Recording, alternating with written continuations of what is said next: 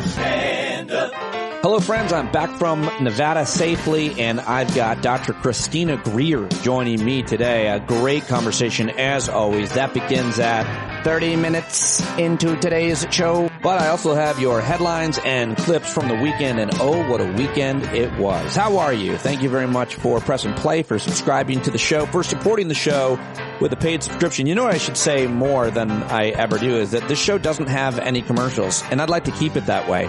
I don't want any ads on this show. There are far more podcasts, most podcasts, that have a smaller audience, fewer listens, and obviously those that have a bigger audience and make a lot of money off the ads that do have those ads. We don't. I don't. They're not here. You don't have to get through them. You don't have to skip them. No offense to anybody who wants to make money on ads. I reserve the right to do it in the future. I did it in the past. But just worth mentioning that this daily podcast is funded entirely by you with no other outside ad revenue to in any way bias the coverage, guest selection, or anything else that I do in the show, or corrupt anything that I'm thinking or not thinking, which is kind of always an issue and a concern when you have ads. Nope, it's paid for by people like you. Patreon.com/Pete Dominic. Cannot thank you enough. Also, it looks like I'm going to continue the stand-up swing state tour, doing all I can to get out the vote, bring you some great guests from Michigan, October 24th to, I don't know exactly, it's not totally firm, but it looks like I'll be out there at the end of October. All you Michigan people, let me know where you at and where you think I need to be. Let's start talking Michigan. Also planning on Wisconsin, Arizona, and Pennsylvania, and hopefully I will get them in the books within the week. Headed to Florida this weekend, Orlando, on Thursday to Sunday. I will host a hangout Thursday night. I'll be there joining my friends at the Florida Education Association, moderating a great panel of labor leaders. Very excited to see all my friends down there working so hard to save public education and increase support for membership in organized labor unions as well. Also, just want to say it's great to get back out on the road. After my gig at SiriusXM ended and then COVID, I really haven't been traveling nearly as much and flying around, but it's great to see and meet new people and get involved in this very, very important campaign. And I invite you to join me wherever I go. So I'll announce those dates as soon as I know. Can't do it without your support, and people have been very generous sending money to this effort. So thank you very, very much to all of those who have. The best thing you can do to support my work, of course, is to sign up on Patreon for as little as $5 or for as much as you want, and do that sooner than later before the month is ended. Go to patreon.com/Pete Dominic right now if you're getting a lot out of this show. All right, that's it. Let's get to your headlines right now, and there was a lot this weekend. Please tell your friends the best daily news rundown is right here at Stand Up with Pete Dominic Daily. I guess we have to start with what I'm now calling gunfire outside of a Trump golf course in Florida where the former disgraced president, was golfing. Initially, it looked like that he had actually been shot at, but as the more reporting comes out, and it should be easy enough to find out whether the suspect fired his gun, it looks like somebody saw the gun, the Secret Service, that is, and they shot at him. I think it's important that we don't react to these stories immediately when they happen, or we get the best possible information out there. But since we can't stop that, I'm going to continue to try to practice a certain sense of journalistic ethics and patience while trying to debunk the rumors before they get started. And one of those ethics is to have two sources. Well, I've got three. As of about 8 p.m. on Sunday night, the Secret Service said it was not immediately clear if the suspect had fired any shots. The FBI said shots were fired at the golf course, but that could have meant that they were fired by the Secret Service. It might be hard to know at first. You got to get the guy's gun and see if it fired anything. You can also ask him or see if there were any witnesses that saw him firing. But Trump himself and his spokesman both said shots were in his vicinity. Seems like they were close to not say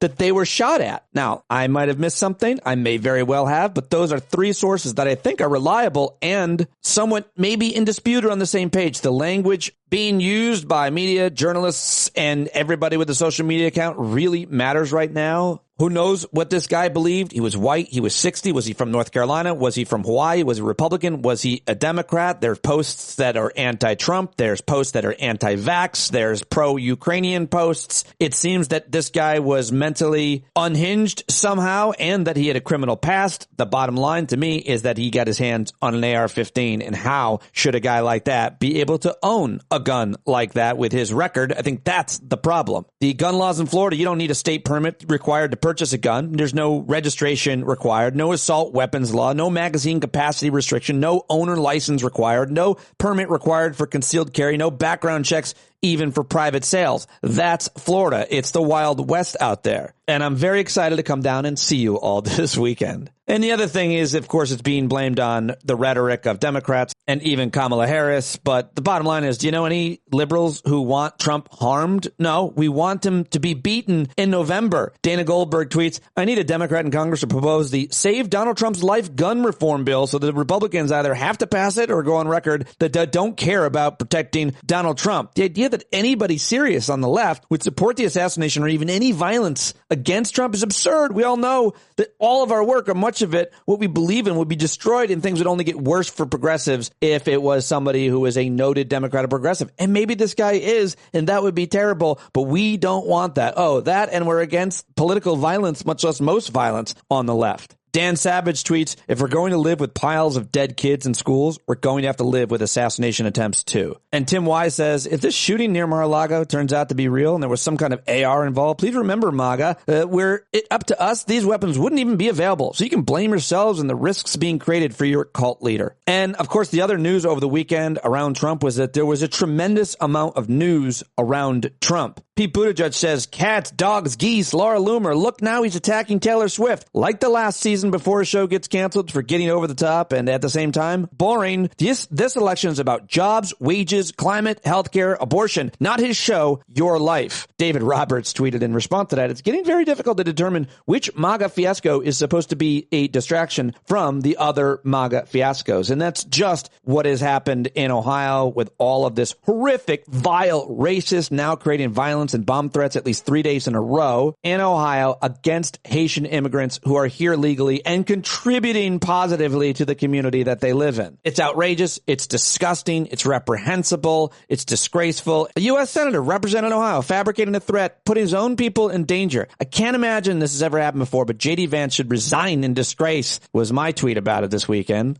I get into it more with Dr. Christina Greer, and I'm real happy about this conversation. I always learn a lot from her. And I got some clips coming up for you on that. But let's get to some more headlines right now from the weekend. Let's go to Europe, where the death toll from flooding in Central Europe rose to 8 on Sundays. Thousands of people were evacuated from their homes in the Czech Republic following days of torrential rain that caused rivers to burst their banks in several parts of the region. A low-pressure system has triggered downpours from Austria to Romania, leading to some of the worst flooding in nearly 3 decades in hard-hit areas in the Czech Republic and Poland. And here at home, we've got climate and weather issues. Firefighters are making progress in California, apparently, as evacuees wait to return. 3 fires have displaced tens of thousands of people, burned more than 100,000 acres combined. Crews are saying the latest weather is offering some relief, however, but the fires have charred 100,000 acres, destroyed dozens of homes around Los Angeles, where among more than 65 large blazes burning across the United States last week, mostly in the West.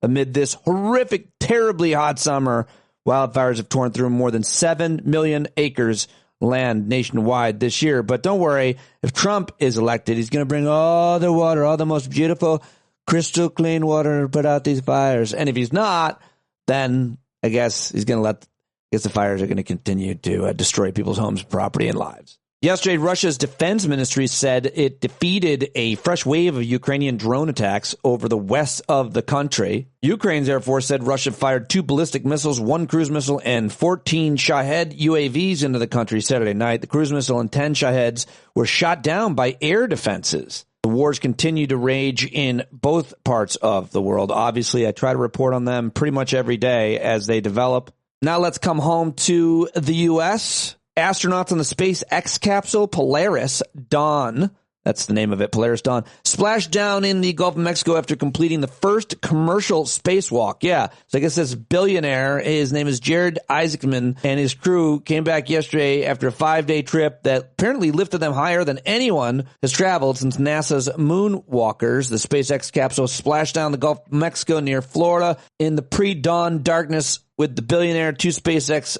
engineers, and a former Air Force Thunderbird pilot. The Beetlejuice movie made around $190 million in North America in its first 10 days, handing Warner Brothers a hit after a summer of box office failures for most films. In American politics, more headlines. President Biden angrily denounced Donald Trump's false claim that Haitian immigrants were eating household pets. He said this has to stop. Trump defended Laura Loomer, a far-right activist he's traveled with recently, but claimed he didn't know she'd called the September 11th attacks an inside job, and then he still brought her to the 9/11 memorial, which was such an unbelievable disgrace. You know, I'm old enough to remember when the former president, Barack Obama, was campaigning.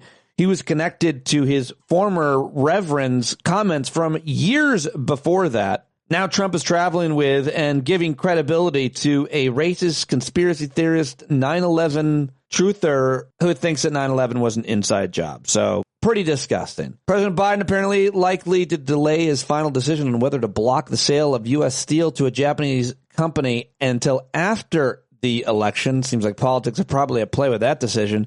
And did you hear this? Pope Francis said that Trump, who opposes migrants, and Kamala Harris, who supports abortion rights, are both against life. This false equivalency has got a lot of people outraged. I saw my friend Shannon Watts of Moms Demand tweeting, one full day later, I still can't get over the fact that the Pope thinks Donald Trump and Kamala Harris are equally problematic. Well said. One more headline. Boar's Head, the meat company, will shut down a Virginia deli meat plant linked to a deadly listeria outbreak. The company identified liverwurst processing as the source. But what about honey glazed turkey? Am I still going to be able to get that? It's my favorite. I try not to eat it too much, but that's what I get in my sandwiches in case anybody cares. All right. I didn't think you'd care. Okay, so let's get to the audio clips. It's time for clips that I've got for you, audio from the weekend. Just real quick, though, just things that Trump said yesterday, talking about flooding the zone and not knowing which controversy to follow or not follow at all. But he said just yesterday, Kamala never worked at McDonald's. She got debate answers through her earrings, that he won the election in California in 2020,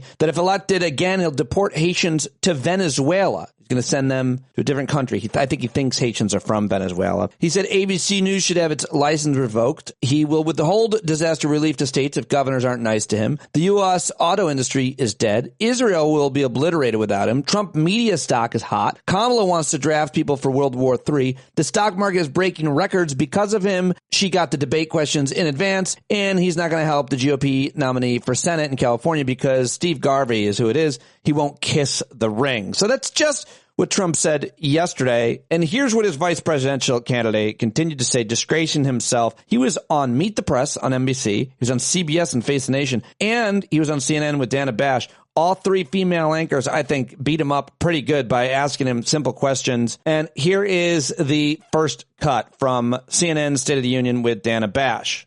This is the clip that got the most attention yesterday because he said, if I have to create stories, and I think everybody's misquoting him. I do. I hate to give him the benefit of the doubt, but he meant creating stories around. I don't think he meant that I need to just make them up. But nonetheless, Dana Bash heard it, and she gave him the opportunity to correct himself. And then there's this weird 5-second gap. It's pretty awkward, but I left it in. Just once and for all, you again started this in part by saying that, at which Donald Trump repeated on the debate stage, that, and he didn't say anything about the policies that you're talking about. He just said Haitians are eating dogs and cats.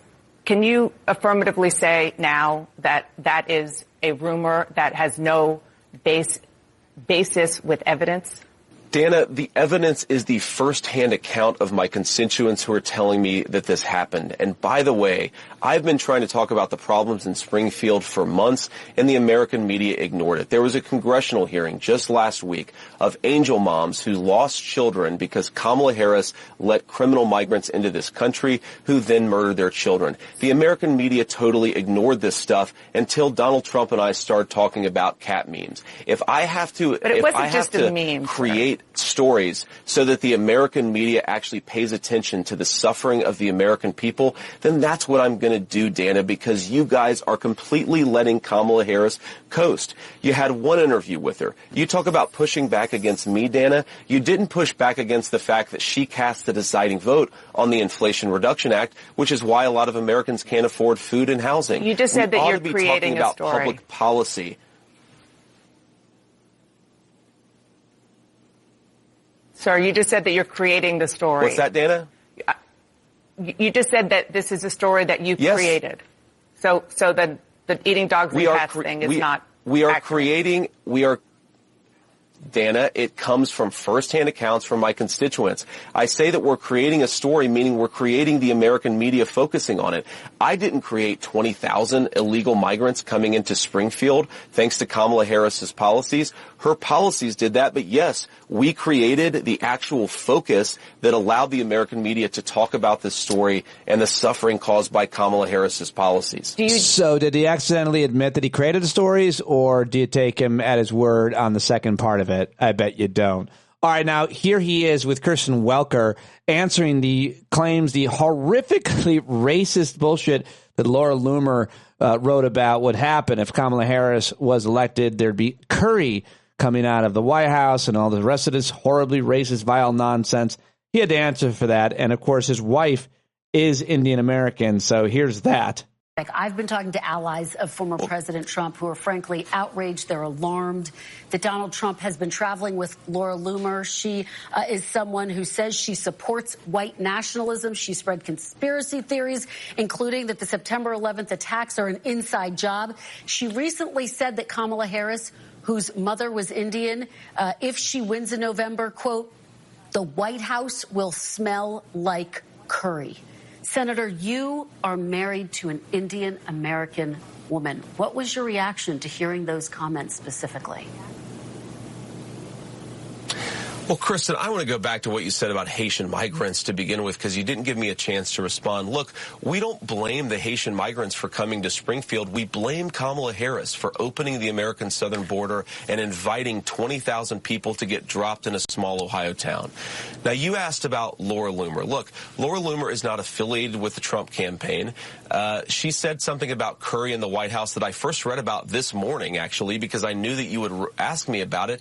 Look, Kristen, I make a mean chicken curry. I don't think that it's insulting for anybody to talk about their dietary preferences or what they want to do in the White House. I think what Laura said about Kamala Harris is not what we should be focused on. We should be focused on the policy and on the issues. And look, so yeah, do I agree with what Laura Loomer said about Kamala Harris? No, I don't. I also don't think that this is actually an issue of national import. Is Laura Loomer running for president? No. Kamala Harris is running for president, and whether you're eating curry at your dinner table or fried chicken, things have gotten more expensive thanks to her policies. Let's talk about the person running for president of the United States, not a social media personality who supports Donald Trump. Senator, were you and your wife offended, and do you disavow those comments that even some Trump allies say are blatantly racist? Kristen, I just told you I don't like those comments, and I think that we ought to be focused on Kamala Harris's policy failures. I also don't look at the internet for every single thing to get offended by. I'm running for vice president because I think Kamala Harris has been a disaster, and we have to undo her policy. No, it's not that you have to look at the internet to be offended by. It's that the guy that you're running with is rolling with this woman. He is supporting her and platforming her racist theories.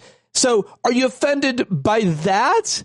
And if you're not offended, I get it. You should be offended by everything. I get it. I don't want to be that guy. But he's talking about your fucking wife, you goddamn ghoul. He's talking about your kids, for God's sake. This is, how does that man go home this way? How did they possibly not realize how much they've destroyed their lives and the lives of their kids? It's just so reprehensible. This guy is really a vile loser and would be very dangerous if he was in the White House, because, you know, they get rid of Trump real quick and put him in charge. And let me give you 15 seconds of the disgraced former president. He was asked if he would denounce the violence against the people, the Haitian people, and the threats against them in Ohio. Do you denounce the bomb threats in Springfield, Ohio? I don't know what happened with the bomb threats. I know that it's been taken over by illegal migrants, and that's a terrible thing that happened. Springfield was this beautiful town, and now they're going through hell. It's a sad thing. Not going to happen with me, I can tell you right now. Okay, there you go. Well, here is the governor of Ohio. He is a Republican and a Trump supporter, Governor Mike DeWine, with a bit of a fact check for the country. This is on ABC with Martha Raddatz yesterday. And here's a question I never thought I would have to ask, but do you see any evidence as governor of the state that Haitian immigrants are eating pets? No. Absolutely not. That's what the mayor said. That's what the chief of police has said. I think it's unfortunate that this came up. Let me tell you what we do know, though. What we know is that the Haitians who are in Springfield are legal. They came to Springfield to work. Ohio is on the move, and Springfield has really made a great resurgence with a lot of companies coming in. These Haitians came in to work for these companies. What the companies tell us is that they are very good workers. They're very happy to have them there. And frankly, that's helped the economy. Now, are there problems connected? Well, sure. When you go from a population of 58,000 and add 15,000 people onto that, you're going to have some challenges and some problems. And we're addressing those. We're working on those every single day. Primary care is essential. The other thing we're working a lot on is driving. We have Haitians who, frankly, many times have not driven before. We need to get more driver's training, and we're working on that. So these are things that we are working on. Springfield is moving forward. I've always felt that, and as the governor of the state of Ohio, we want people who want to come here who are legal, where they come from another state or another country, want to work. So Governor, let me... That is really moving forward. All right, now here's the Pennsylvania governor, Josh Shapiro, on the same subject. I think this was CNN. Your response to what you heard from Senator J.D. Vance.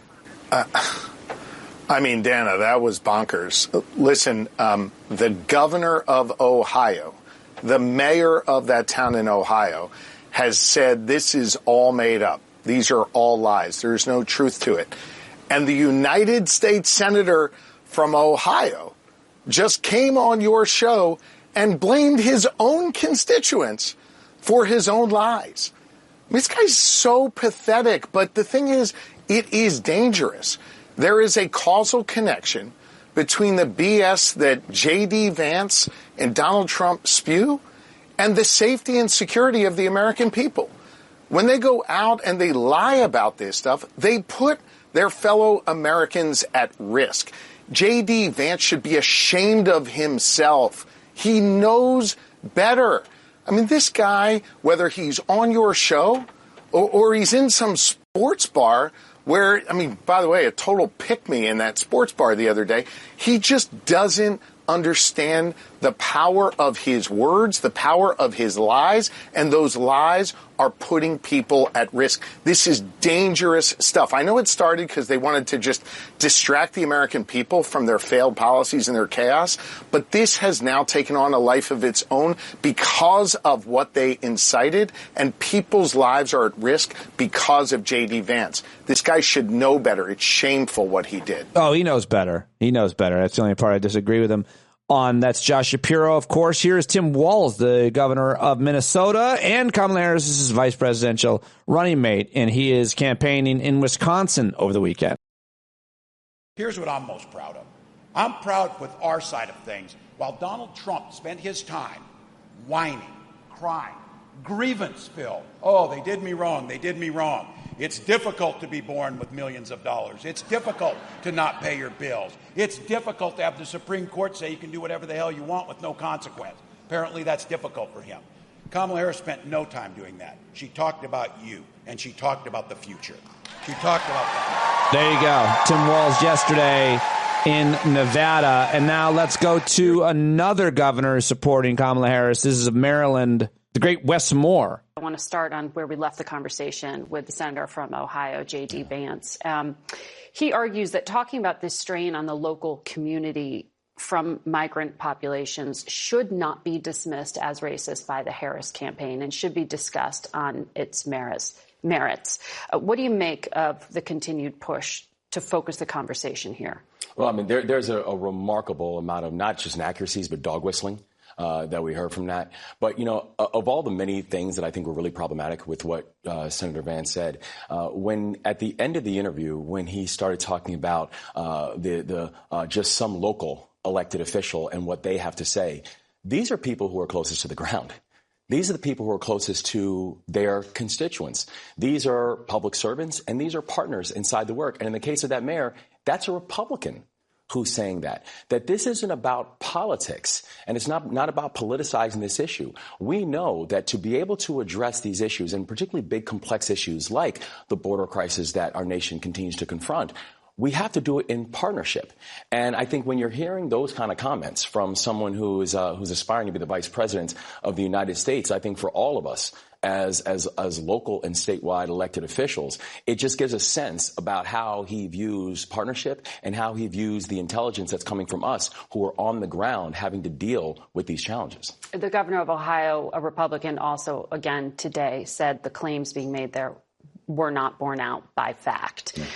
All right, one more. This is the Secretary of Transportation, the great communicator, Pete Buttigieg, wrapping all of this bullshit up. Let's start where I left off, in part with Senator Vance. We were talking about the situation in Springfield, Ohio. He has blamed the Biden-Harris administration and its policies for the fact that there has been an influx of Haitian migrants. It's the result of a policy called temporary protective status, which allowed hundreds of thousands of Haitian migrants who have been fleeing poverty and violence to potentially seek shelter here. The Springfield, Ohio mayor told NBC that immigrants have put a strain on resources. How do you respond to those officials in Springfield and other cities who are, quite frankly, concerned about a strain on resources? Yeah, a community like Springfield, Ohio is dealing with rapid economic growth and rapid population growth, some of it connected to immigration. And the mayor there, just as I was dealing with challenges when I was mayor in South Bend, Indiana, is focused on how to bring a community together, move it forward, and help it grow. What is not going to help that mayor, what is not going to help that community, is the kind of chaos inflicted on them by a national campaign deciding to make them a lightning rod over wild rumors and urban legends about people eating cats or dogs or geese or whatever it's going to be tomorrow. And let's be very clear. That community and the very real people who are dealing with some really ugly stuff right now, like the bomb threats, are having that inflicted on them as part of the strategy from a campaign that wants to talk about anything but their actual record and their actual agenda.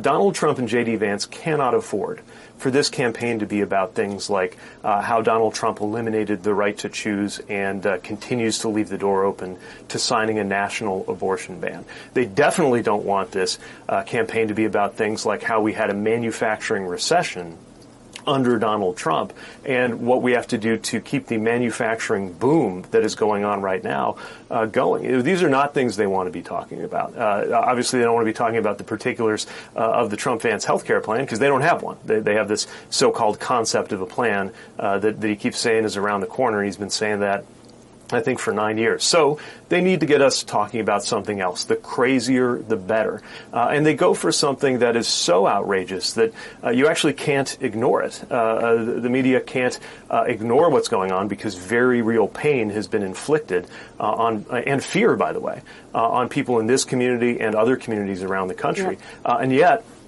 if we take the bait and are completely diverted by it, then we're not talking about what this campaign is supposed to be about, which is the future of the American people. Well, there you go, everybody. And now let's hear from the president himself. This is Joe Biden at the Democracy Dinner. This is a black tie event over the weekend for the Congressional Black Caucus. My predecessor calls the insurrectionists who stormed the Capitol on January 6th patriots. But when peaceful protesters marched for justice for George Floyd, Trump wanted to send in the military, but they wouldn't go. He says immigrants, black and brown immigrants, poison the blood of our country. Right now, his running mate is attacking Haitian Americans in Ohio. It's wrong. It's got to stop. All right, well, there you go. There was so much more headlines and clips, but that's what I've brought for you today. It's no easy task. Put a lot of time into it, watching these shows, grabbing these clips, monitoring social media, and then putting it all together for you. So thank you very much for listening to that part of the show. Tell your friends, nowhere will you get a more robust, comprehensive recap of yesterday's news than here on Stand Up with Pete Dominick. And nowhere will you get better guests, more credible, more insightful, thoughtful, articulate, smart, funny, amazing people like today's guest, Chrissy Greer. Dr. Christina Greer for you, Chrissy. To her friends, and I definitely count her as one of my closest friends. We've gotten real close over the past few years. I hold her in such high regard. She really is one of the smartest people I know, and it's such a privilege to get to talk to her and be in her classroom because she is a professor at Fordham University, where she teaches political science. She's the author of Black Ethnics, which is very pertinent to the conversation we're having today about Haitian Americans. She's the co-host of FAQ NYC and the In the Thick show, and you can see her often on MSNBC and a number of other media outlets where she is in high demand. So I'm always happy when she has time for us here. And if you want more of Dr. Greer, go listen to her on our other friend, Dr. Jason Johnson's Slate podcast, A Word. They had a great conversation as well. But let's do it right now with Dr. Christina Greer.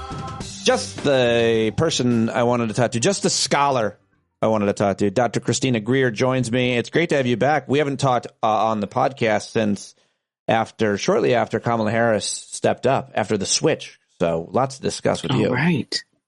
That's right. I love being back here. Thanks for having me. There's been since another debate. So let's start there. Which is just your thoughts around a few days into it after everybody's reacted. I wanted to get your thoughts. Why would Donald Trump not say her name, and why did she go shake his hand? Oh, two reasons. One, why can't he say he didn't say her name? So he can't say her name because if he mispronounces it, then you know that she had a response to say, if a freaking 6-year-old, 4-year-old knows how to say comma, la, like it's not that deep. Like, is that a cognitive disconnect that you can't make it happen? But if he does pronounce her name properly, then that lets us know and his supporters know that he is capable of doing it, and it's not that foreign. Right. So he's now going back at his rallies. He keeps calling her now Kambabalala or something like that, just to try and other her because, of course, his idea of Americanness is whiteness. So she set a little sand trap for him. And that's the one thing that he didn't do, which was say her name. Also, in my house, we're not allowed to call people she. And in my classes, you're not allowed to just say, oh, what he said. I'm like, who's he? It's like, Pete, the person sitting next to you could be your best friend. Like, you should probably know people's names. I say people's names because you need to know who these people are so you can study with them. This is the whole point of college. You can leave with some friends. So, I never let people say, what she said, what he said, because then that also, if you're disagreeing, it can seem really divisive and, dismissive of something. But if I say, well, I don't think what Pete said is what I agree with, yada, yada, yada. That's a little different than what he said. I don't agree with. It's a bit more recognition of your humanity and the point that you might be making. And it's with all due respect, it could be replaced by something. You have a name. Yeah. And I give a whole lecture the first day of class as to if I mispronounce your name, you keep correcting me until I get it right. And I need to get it right because it's your name. So this is why Trump just kept saying she, but it's a different level of respect. I mean, my mother used to always say, she is the cat's mother. I don't really know what that phrase means, but ask a whole bunch of Black people my age. We all heard it from our mothers. And then the second one was the not shaking of her hand, which is just, for me, it was so, Trump just reeks of yesterday, as I've said so many times before. But in his 1980s, how to be cool in a boardroom, it's make them come to you. But it's the 21st century version of that is I'm coming to you. Right. It's actually not a sign of weakness that I walk over to you. I'm going to make you shake my hand. I know that I'm a woman who is 20 years your junior. You can't decide if you want to sleep with me or punch me in the face, but I'm going to walk over to you, look you in the eye. I'm the vice president of the United States. I was the senator of California. I was the attorney general. I was the DA. I am a prosecutor, right? I am killing you right now in the court of public opinion. I'm taking all of your headlines. You haven't had a hit in 6 weeks. I'm walking over, I'm shaking your hand, and I'm letting you know we're about to do this. Yeah. And every sand trap that she set, he fell into. The only one he didn't do was the name. But everything else, it was like you could literally, the whole debate, when she said something about crowd sizes, everyone knew his coaches were like, don't fall for it. You knew she was going to bring up crowd sizes, just ignore it and stick to policy, stick to Middle East, stick to inflation, stick to all the things that he could have shackled her to. And he was like, you know what?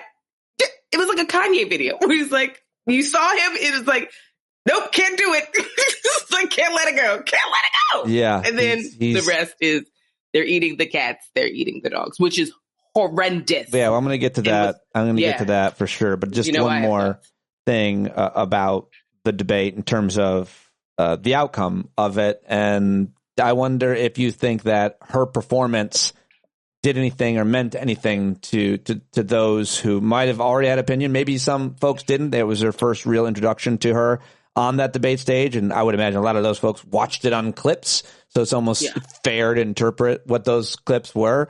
But what do you think? What do you think it changed about the race, if anything, and for who? Yeah. So is it for who or for whom? You know, I'm a fierce defender of whom. Grammar people. I mean, like if you're asking me, we've got a problem. Right. I mean, like whatever you tell me to say, I'm going to say it. Like whatever you say is right. You know, I have a T-shirt with an owl that says whom. So I'm a fierce defender of whom. My whole family. Anywho, so here's the deal. This is why I love talking to you. So who wins? In the past, as political scientists, we have said debates don't really matter because if you're rooting for the Republican or you're rooting for the Democrat, you tune in just to see and reconfirm your beliefs. This election is unlike so many other elections we've seen in the past, where actually debates do matter because the runway is so short. So we did see, 64 million people tune in. Listen to me, Vice President Harris still is in some ways in the introductory phase to so many people who are just now tuning in to the presidential race. In the past, as political scientists, we have said the VP candidate doesn't really matter. But in particular cases, as in when you have a young 44-year-old black man whose middle name is Hussein, he's going to choose an older white statesman who has been a senator for several decades, who can talk to working class white people because he's got a double Ivy League degree, right? So this is when we do see VP candidates matter for particular candidates. For Kamala Harris, Tim Walz represents kind of a leftist wing of the Democratic Party, which many, especially young people, don't feel like she represents. So this debate, I think, was important in the ways that they really haven't been in the past elections, because people are tuning in to say, who is she? You know, we obviously have this intersection of race and gender. Can she be firm? You know, Trump's big attacking point is, she's weak. It's like, she didn't look weak on Tuesday. She looked like she could look him in the eye the same way she would look Putin or Kim Jong-un or Xi Jinping in the eye, right? So I think we see how debates do matter. Like in June, they mattered for Joe Biden. So we're in a different phase of elections and debates for this particular election season. So this is also why on October 2nd, right? October 1st, excuse me, don't want to have misinformation. October 1st, which is a Tuesday for the vice presidential debate. Normally they are not a huge draw, but that will be a draw, right? Because Tim Walz is the governor of a state. J.D. Vance is a senator, and he said some really outlandish and atrocious things. And so I think people will tune in to see, do you double down? I mean, when Donald Trump was pushed on abortion, he was like, when they were like, well, J.D. Vance said, he's like, I don't know, I really talked to that guy. How are you distancing yourself from your own running mate? I bet you he had to talk to him about after J.D. Vance gave that question. I bet you he dressed him down. How dare you, Tom? I was going to sign that. J.D., why did you say that? Sorry, right, sir. Sorry, sir. I'm so sorry. But I mean, here's the thing. Donald Trump can tweet that he hates Taylor Swift all he wants to. But if you read her endorsement, she says, I did my own research. This is why she released it after the debate, right?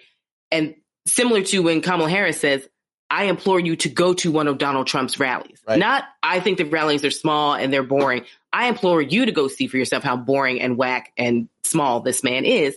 So Taylor Swift says, I did my research. I'm asking my Swifties to go do your own research and see what you like. And then she signs it. And she says she supports LGBTQ plus rights, which Trump and Vance don't. She said she supports abortion. She calls Tim Walz out by name, saying that basically he is such a great addition for the ticket. And Donald Trump's like, he's been a disaster. It's like, again, Every accusation is a confession. Yeah. You know, your VP pick was a unmitigated disaster. But so now you're trying to say it's Kamala Harris. You said Joe Biden hates Kamala Harris. This man loves her. He's the one who nominated her, right? So, but when Taylor Swift signs that endorsement, childless cat lady, that is a nod to JD Vance. Like, I heard what you've been saying about people like me, people who support me, people who love me and this country. We're not having it. So when people ask the question, does Taylor Swift's endorsement matters? I'll talk for hours about why I think it does. Maybe not hours, but I think it matters a lot. But I wonder if the weird outcome we didn't expect, and we really didn't expect this, was that would Donald Trump just saying one statement on his social media on Sunday, I hate Taylor Swift, just that statement alone, maybe I'm missing some context. I'm not sure it matters because it was just a one statement post.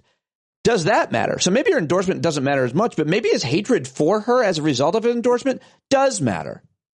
Well, I mean, first of all, we know he hates powerful women, period, .net. Like, he just but he doesn't say it out loud I don't think he's ever done that. I hate this powerful woman. Well, I mean, that's also like, that's his call for action. You know, like, I want my minions to sort of harass her and make her life a living hell. What he doesn't understand, though, is that, you know, there's always been this age gap with participation. So what he has unleashed from her supporters, it's like, think about it this way. You know, we were talking about your dad's birthday a few weeks ago. You know, my dad's 76. You know, we're both dealing with this idea that we're so lucky to both still have our parents, but, you know, recognizing that they're getting older. And, you know, it's just such a joy to see them with their grandkids. It's a joy to see them enjoying life, right? I mean, that's the crux of many of our conversations. Imagine if your dad spent his days not wanting to spend time with you, not wanting to spend time with his beautiful granddaughters, but tweeting that he hates some rock star who has galvanized millions of people around the globe and brought them joy in music. Well, what? It is a really interesting way of looking at it. It's always worth looking at it that way, and it should be looked at that way. And I think the point that you made that I didn't even think of, it's kind of obvious, I guess, is his statement, I hate Taylor Swift, was to let everybody know, go get her. That's what you said. Yeah. Like it could be, he could say, kill Taylor Swift, because he knows how unhinged people are. Exactly. When he says, I hate blank, that is as succinct as he gets. And he's usually, you know, he tarnishes people by name all the time, and they always get death threats. But to say it like that, she's about to, have an exponentially not. I'm sure she gets plenty of death threats already. There's a terrorist plot against her in Vienna, apparently, one of her concerts. I'm sure unrelated to this. And now, of course. Is it though? I mean, like, seriously, because like global neo-Nazis carry the Confederate flag. Like when you go to Europe and when you go to Germany, maybe. And you're not allowed to fly a swastika in Germany. It is illegal, right? Like they have, unlike America with the Confederate flag, they have acknowledged this is not okay, and we do not allow that. So you know what? If you can't fly your swastika, you fly the Confederate flag. That's what you do. That's a nod to like, we're all the same, just in different countries. Yeah. So I think with Taylor Swift, you know, obviously, hopefully she's got a great security team. But, you know, I've said this to so many people before, you know, when Republicans or Fox News or whatever, when they name check people, like I've been name checked by, you know, right wing folks. Yeah, me too. When they do that, of course, and they know what they're doing. It is like essentially unleash the hornet's nest on this particular person and do whatever it is that you all want to do, right? And so this is why this whole Trump victimization of like, your people came after me. It's like, our people don't really do that, because we have actual live footage of your people doing a whole bunch of this stuff. Yeah. So well, what do you make of, there's now conflicting reports. You're talking about Sunday afternoon, there was a shooting outside Trump's Florida golf club. One outlet saying it was two people shooting at each other unrelated to the president. Another outlet saying it was an attempt on him. He's completely safe. One joke I read was it was Laura Loomer and Melania. Regardless, what is your reaction to this early stages? We don't really know much, but. Yeah, it's too soon to know anything. I mean, sadly, our politic is that, you know, when you release this type of ire and you arm half the citizenry with as many guns as they want, what are we supposed to do? I mean, we've got literally more guns than people. So, as an educator who has to now start thinking about this, I mean, the beginning of the school year, Pete, we're the same age.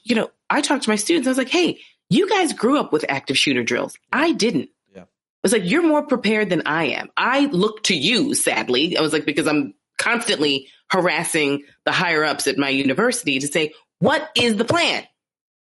We have to be real about the fact that this country has a gaggle of guns, and we have been blessed thus far that our campus has been very quiet. But I do not want to be naive sitting ducks in a classroom with these desks that weigh 4 pounds, which is lovely because they can roll around. I can put them in groups. That's fantastic. However, with these doors that don't lock and they have glass on them, what am I supposed to do if I hear something? Everybody's over 18. Am I the captain? Are we all following Chrissy Greer? Or do I just bounce and say, good luck, everybody. Hope to see you in class next week. I'm out. I don't know what I'm supposed to. What is the plan? The plans always leave the building. Well, Thanks, Sherlock. What else? I have a plan I'm submitting to university to protect American treasure Chrissy Greer, where if there is any kind of there's an immediate bubble of protection that gets inflated around you, and then you get bounced right out the window and you land in a safe spot. Well, I've had to talk to Fordham security several times. And the thing is, I mean, I've had to talk to various securities at different universities for a host of things. And the conversation usually ends with me saying, can you just picture that I'm a white woman so we can actually have a plan come together? Yeah. Well, because there's a lack of urgency. Not here. That's upsetting. Speaking of really upsetting, even more specifically, is the targeting of the Haitian community in Ohio. And there's so much to say about that. Not going to lie, when I thought who I wanted to talk about this with right away last week was you. You've written a book about black ethnics. It's really interesting and important, talking about all different subsets of Americans and elsewhere. And I want to get your take on, can we start with just like the Haitian people? Would you like to generalize? I've been generalizing about the Haitian people for the last week because I've spent a lot of time working with, knowing, becoming friends with. And it's just so upsetting to see folks from any ethnicity or country. But man, have they not, have they always had it really, really hard?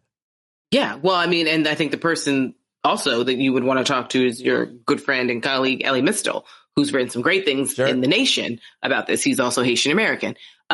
So, Haiti as a nation is being punished decade after decade, generation after generation, because they essentially freed themselves, right? And so not only are they being punished with economic sanctions and taxes and just the abuses and let's be clear, the Clinton administration in the 90s, I mean, just horrible policies, dictatorships, propped up dictatorships. I mean, just the list goes on and on. Therefore, we have a lot of Haitian Americans or Haitians who come to America because their home country is not as stable as it could and should be. Because of that, they're like almost every other immigrant group. They come here in search of a better life, in search of the American dream, in search of a better place for their kids to go to school, for them to live and build a life.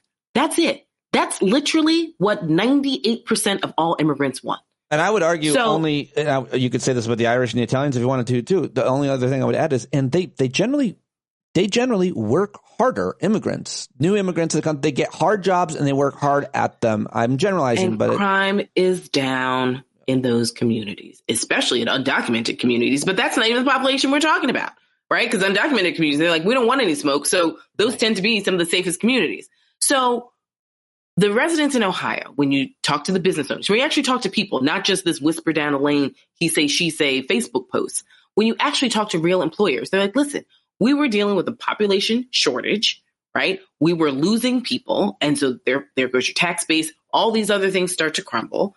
Thank goodness we had Haitian immigrants come in, essentially save a lot of the workforce, doing a lot of jobs that a lot of people did not want to do. Their children are going to our schools. They're starting restaurants and businesses.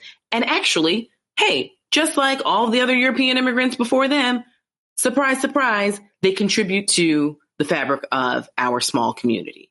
So then you have someone like J.D. Vance who keeps doubling down when people say this story is a lie. And it goes back to these racist tropes and stereotypes. That's why, when sort of I've been on different podcasts and TV shows and they're sort of joking about it. I'm like, no.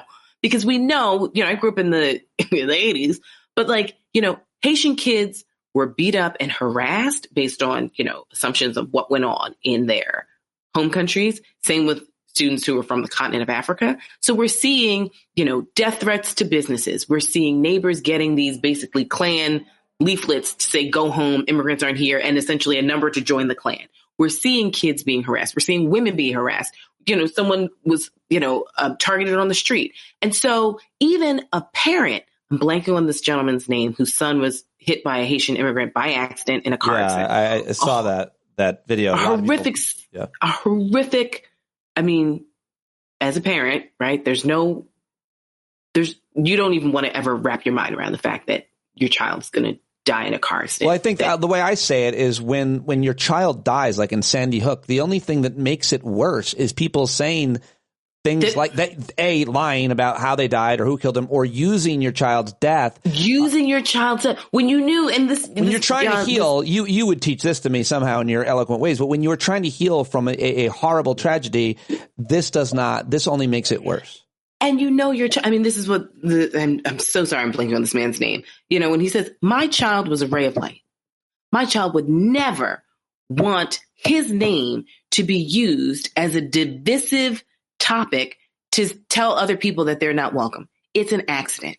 And sometimes horrendous accidents happen. And this is the situation that the community is healing from, right? We're still, in New York, we're still dealing with the healing process of Crown Heights and Bensonhurst, things that happened 30, 40 years ago, we're still healing as a community because of some of the racial and religious tensions that occurred. So it's like, don't use my child as this racist political football to prove a point when I know for a fact my child wouldn't want it and I don't want it. Let me heal in peace, right? I don't want your goons sending death threats to Haitian Americans just because it's an unfortunate situation that someone of a particular race and ethnic group happened to be in a terrible car accident and my son was killed. So I think that, is this where we are as a nation right now with a particular segment of the population? Yes. And it's gross and it makes my heart hurt. But I do think that I am obviously always inspired by the number of people who, if you look at some of the Haitian restaurants in Springfield, Ohio, you have more white people who have ever gone into these restaurants and we're going to support members of our community. Now, I know they're trying new food. God bless. Listen, I love Haitian food. Every Haitian friend of mine knows the prerequisite to be my friend is I need my rice and peas immediately. But I'm sure that people are stretching their comfort zones to show that they're supportive of their neighbors. And this is actually the beauty that comes out of it, right? It's like, we will conquer this. Now I'm hoping, it's no surprise. Kamala Harris will win the popular vote. That is not going to be a shocker. I'm a political scientist. Whoop, whoop. I told you she's going to win the popular vote. That's nothing new. Because Democrats, if you look at all the last races, we've won the popular vote because guess what? More people like our ideas. They like the idea of a woman's right to choose. They like the idea of supporting LGBTQ plus members of our communities and our families, of which everyone has members of the LGBTQ plus members of the community. They like this idea of hey, maybe if you're a billionaire, you might want to pay a few taxes and stop writing it off and making me do it. Maybe we should support our schools. Maybe we should, fund some of our police officers so that they can actually do their jobs and they're not looking to shake down people. These are complicated and not complicated issues. So we always win, Democrats, the popular vote. It's just, can you get people in Michigan and Wisconsin and Nevada and Arizona and Florida and Ohio and Pennsylvania and North Carolina and Virginia to get on board and recognize that this is so important. And we cannot have some delusional 78-year-old man who's creating fan fiction on stage, dogs and Joe Biden hating Kamala Harris. What are you doing? Well, I just fixed Nevada. I was there for a week, so we're good there. But as far as Michigan, Wisconsin, no, all these states, no, you're very right about that. Well, don't forget, Kamala Harris is supposed to fix Ukraine and Middle East peace in the next 2 months, something that she did not create, the border conversation and immigration, something that she did not create herself. She's supposed to solve that. And this is where, the ingrained misogyny shows itself time and time again, where it's if she can't fix that, then I can't see voting for her. So it's oh, right. Or, what has she done as a vice president? I was like, so tell me what Mike Pence did. Tell me what the role is of a vice president. Now that we know that she did not do what she was supposed to do as vice president, what is the job of a vice president? No one seems to be able to say that. No one can tell me anything that any vice president's ever done before, but here we are. So I'm hoping that folks will get over these high horses and this perfection litmus test and recognize Donald Trump's been pretty freaking clear what he wants. So I know you've done some research even recently about voters and what they think about things. And I'm wondering what you're learning this close to the election in the states that matter and where we might be surprised with certain groups of people. Yeah, I mean, I think I'll start with what worries me and then I'll start with what gives me optimism. Okay. So what worries me is that there's still a lot of the latent and blatant misogyny is rampant. And there are a lot of women of all stripes who are just like, well, I mean, I just don't know if she could be strong enough. And we're one of the only democracies of our stature that's not had a female leader. And there's a reason for that. I mean, like the patriarchy in this country is so ingrained and embedded, and it's coupled with, anti-Black racism and white supremacy and capitalism, as Bell Hooks has always explained to us. It's those four things that are completely intertwined that make up America that it's hard to really detangle.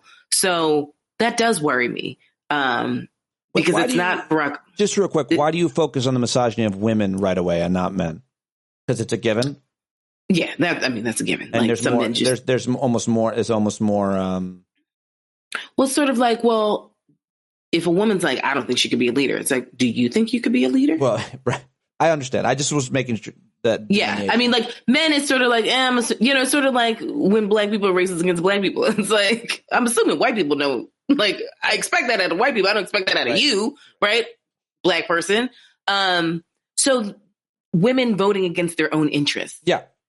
Right? When a woman is like, hey, I want to give you autonomy over your body. And it's like, I don't trust it. Like, I don't want it. Just real quick on that. I just have to ask you. I feel like and I get in these arguments sometimes when I love them. I feel like there's too much focus on abortion when we talk about women's. There should be a ton of focus on it because of obviously the headline item and it is. But I feel like we should just refer to women's health care because outside of women's reproductive parts and procedures, women's health care, especially women of color, we know the disparities on that. So like if you're a woman, your health care costs more, you got more needs, it's going to cost more. So we're talking about women's health care. So even if you never expect to have sex or get pregnant and don't care about abortion, do you care as a woman about your health care costs and access and affordability? Yeah. So the key word that you said is cost. So what I think Democrats are still a little too slow in my book on is everyone goes to the polls for economic issues. Latinos don't go to the polls based on immigration. They go to the polls on economic issues. Black people don't go on the polls based on, police brutality and social justice. They go for economic issues. Everybody goes for economic issues. And the reason why abortion, or now they're using reproductive justice, period. So that encapsulates, so the disparities amongst certain women and communities, why it is that me with my PhD, I have the same sort of medical outcomes as a Black woman with no insurance, how, white, right? Like it makes no sense, but here we are based on medical racism, et cetera, et cetera. So like we're saying reproductive justice, but Democrats are slowly but surely getting better at like making a woman start a family. Well, those are all good points about and kind of the bad news. But what about what is giving you hope or optimism about this election right now? So that was the bad news, right? That, we've got a lot on our docket. The good news is a lot of people are understanding this link between some of these draconian Republican policies and how they will adversely affect their families and communities economically. And they're telling their neighbors about it.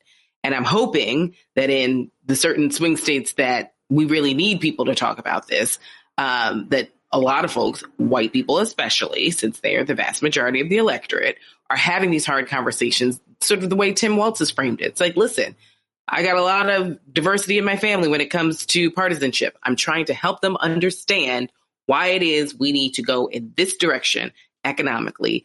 And a woman's right to choose is an economic decision. And so for women, it's not just about you, it's also about your sons. Because guess what? If Republicans say that it starts at 6 weeks, then your son's on the hook too. So like help everybody recognize the family consequences of taking away people's rights. And we've seen, Pete, time and time again, equality and diversity helps this country make money. It helps us save money. Like, it's always a win when we're inclusive. Like, every policy, when we do it the right way and we include people, it helps us make more money, period. Speaking of which, just made me think of one more question. I've been seeing headlines as they start to come in with this is the first college class of incoming freshmen since the Supreme Court struck down affirmative action. Have you paid any attention to whether it be your or other universities and their efforts to get around, as we hope they will, those attempts to still reach out to diverse candidates for their schools? Yeah. And I was on sabbatical, so I missed a lot of the conversations that they had as a university. I'm also at a private university, so some of those conversations are ever so slightly different than some that are happening at public universities. I'm also only teaching one class. So like my purview is a little skewed because I teach a politics class. So that's kind of a self-selection. But I mean, I think a lot of these kids are paying attention in ways that I haven't necessarily seen before. Like, recognizing that what happens at a federal level, it affects your financial aid. It affects whether or not your parents have a job. And so I think a lot of these students are putting two and two together a little bit earlier than some of my past students, just because there's so much tumult at the top. And so, luckily, we're seeing people start to realize like, wow, okay, so what senators say and do actually does matter to things in my life, and who gets nominated for Supreme Court. This job for life does matter when people have long lives. So growing up with kind of a Donald Trump presidency has helped them pay attention to politics in ways that I think, some of the people growing up under Obama, it's like, it's great, but like things are sort of status quo and safe. You go to sleep and you don't expect your president to sort of wake up live tweeting madness and craziness. Made me the way think they sort of grew up. One more thing that I had written down to ask you, which is I just have to ask you, what do you make of the accusations of Kamala Harris talking differently to different audiences, this idea of code switching? A lot of people are learning about it for the first time. You play these videos of her saying the same part of her stump speech back to back, and she sounds differently. Should I be outraged? No, because what's so funny is when I tell my students they have to do two things in life. They need to drive cross country and they need to work on a campaign. And the example that I've used for years is when I was a driver for the press in 2000, when Hillary Clinton was running for Senate in New York. And the example I always tell my students is seeing her give the same speech to different audiences.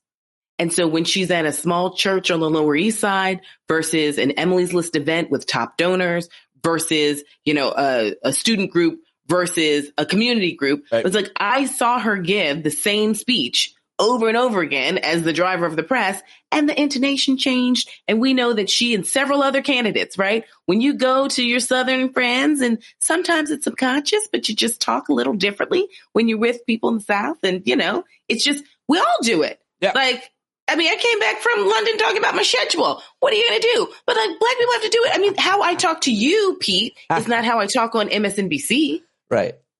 Right? How I talk on my New York podcast is not how I talk on all podcasts. So, there is, as I say this, as far as politicians, all politicians code switch. That's just, pay attention. Yeah. You're just noticing it differently. Right. But don't forget, to be Black in this country, we have to know a lot about white people. A lot. Not just to thrive, but to survive, purely. This is like what's so fascinating whenever you have like a Black candidate or a candidate of color running at such a high level. You realize how white people know nothing about us. You all have existed to know nothing about us at all. Everything's a shocker. And it's like, great. Right. We've been here God knows how long. But we have to know everything about you. Things you like, things you don't like. Because you know what? If we don't, that could have gotten us killed at one point in time. And it definitely will prevent us from getting promotions and all these other things. The same way women have to know how to talk to certain men, right? We have to know which ones that we have to flatter versus which ones that we have to sort of buck up with. Like all these things we have to do to survive, let alone thrive in a workplace. So it's a version of that. Get into it. Stop clutching your pearls, everybody. Like, she's a woman running for the presidency. I have a million jokes, but we'll leave it there. All the code switching. Yes. Thank you so much. So check me out on MSNBC. I'm not like, get your shit together, people. Well, I mean, partially the answers have to be shorter and briefer. You don't get the kind of nuance that you get in a longer conversation like the one you just had with Jason Johnson and now with me and on your own stuff. So, I always appreciate it. We appreciate it. We love you. We thank you. And I'll let you go. Anytime. Okay, there it is. Isn't she the best? I always learn so much from talking to her, and today was no exception. So good. Go let her know you heard her here on Twitter and all of the other social media platforms where I am posting each and every day, including Threads and TikTok and Blue Sky and all the rest. You got to do it if you're going to talk into a microphone. You got to tell people that you did, or sell anything, frankly. And we're selling you this community, the stand-up community. So many amazing people. I see people connecting over the weekend, over the past couple of weeks in the community. I look forward to connecting with you this Thursday and every Thursday at our stand-up happy hour hangouts, we call them, and that is all I have for you. John Carroll is one of our very favorite and such an important member of our community. Of course, Grammy-winning singer-songwriter, johncarroll.org. Go support him, buy his music as he takes us out. You bumblebees are the very best. Stand up, stand up. I think you're driving wheels with leaking grease. Boy, you better stand up, stand up. Well, there's a whole lot more of us who know what's right. They'll keep right on ignoring us if we keep sitting tight. You got to open up the window to let in some light. You gotta stand up, that's right. You got to rise up, you got to stand up. You gotta stare the devil straight in the eye. We got to let him know it's his turn to go. See it clear when all you hear is a lie. Don't get up off of your butt, down off of your fence. Even if it ain't a very friendly audience, well, they'll begin to listen when you start making sense. And you stand up, stand up. No need to point your rifle to defend your town. Just stand up, stand up. You know they can't deny you what you're laying down. Oh, you better stand up, stand up. Show your face of every color, yellow, black, red, and brown. She's the place where every lost child will finally be found. There's only one thing to do before we stand our ground, and that's stand up, stand up. Well, the founding fathers saw a land for all. They had to stand up, they had to stand up. They had a keen imagination for a crystal ball, drawing all the plans of a stand up. But all they had to go on was the time they were in, with other causes for laws, and since they weren't even sin, they knew that change was gonna come before the change would begin. They had to stand up. All right, they had to stand up. We got to stand up. We got to look the devil square in the eye. We got to let him know it's his time to go, and make it clear when all we hear is a lie. Why you lying awake wondering where the money all went? It'll be the cost of freedom that'll go unspent. You can see him flee the scene of that experiment if you stand up. All right, we got to speak up, we got to reach up and raise your voice in every way you know how. Don't be toes up, you got to show up. Ain't no better time to do it but now. No need to pledge allegiance to no wanton tribe. Rise up, show obedience to the voice inside, and listen well and it'll tell you not to run and hide. It says stand up. Oh, got to stand